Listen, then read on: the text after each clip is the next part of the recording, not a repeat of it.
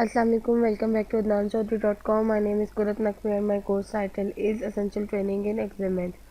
पिछले ट्यूटोरियल में मैं आपको XML का फर्स्ट प्रोग्राम लिखना सिखाया जिसमें वो एरर क्या दे रहा था कि हमें वो डाटा रिट्रीव हुआ हुआ दिखा नहीं रहा था कि जैसे ये मेरा था हम लोगों का कि हमने लिखा था फर्स्ट टैग लिखा था डाटा सेल हमारा था this is our first XML file, जबकि वो ब्राउज़र से रिट्रीव नहीं कर रहे थे डाटा को क्योंकि हमारे साथ कोई इसके साथ कोई एसोसिएटेड स्टाइल शीट नहीं थी। तो विदाउट XML को हम अगर रीड करना चाहें तो हमें उसके साथ स्टाइल शीट एसोसिएट करनी पड़ेगी, यानी .css का फॉर्मेट में एक फ़ाइल होगी जो हम इसके साथ रेफरेंस करेंगे। तो इस ट्यूटोरियल में हम क्या देखेंगे कि हम कैसे CSS फाइल को एसोसिएट कर सकते हैं XML के साथ।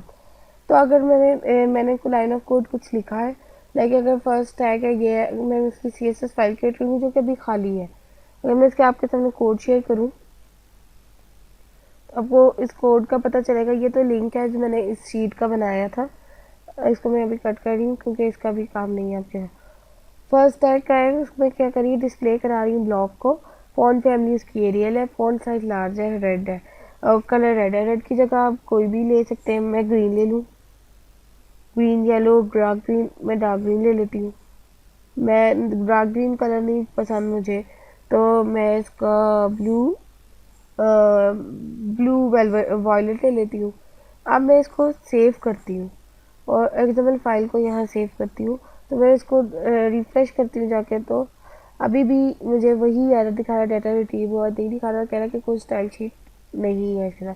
क्यों नहीं है? क्योंकि हमने इसके साथ कोई चीज़ एसोसिएट नहीं की, CSS फाइल का रेफरेंस एसोसिएट नहीं किया।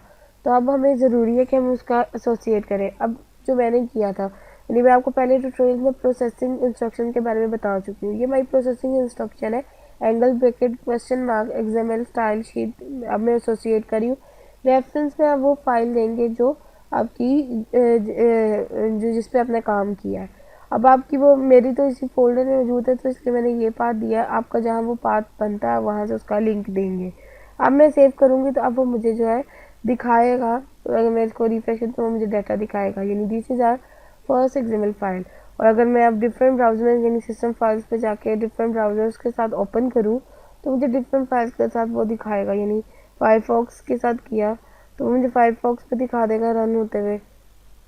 तो आपने देखा ये मुझे सेम उसने उसी पे दिखाया। अगर मैं इसको इंटरनेट एक्सप्लोरर पे करके देखूंगी तो वो भी मुझे ऐसे ही दिखाएगा। अब वो जो है मेरा डाटा रिट्रीव करके मुझे दिखा रहा है क्योंकि मैंने स्टाइल एसोसिएट किया। अगर मैं इसकी व्यू सोर्स देखूं तो इसके पीछे वही कोड XML का जो ये देखिए XML वर्जन दिस, यानी जो मैंने कोर्स यानी कोड लाइन ऑफ कोड लिखा सेम वो है। इसमें से सिर्फ उसने मेरा डाटा रिट्रीव कर दिया। तो ये तो था कि हम कैसे CSS फाइल को XML के साथ एसोसिएट कराएंगे और वर्क करेंगे। फर्दर ट्यूटोरियल्स में हम इसकी फर्दर इन्हांसमेंट्स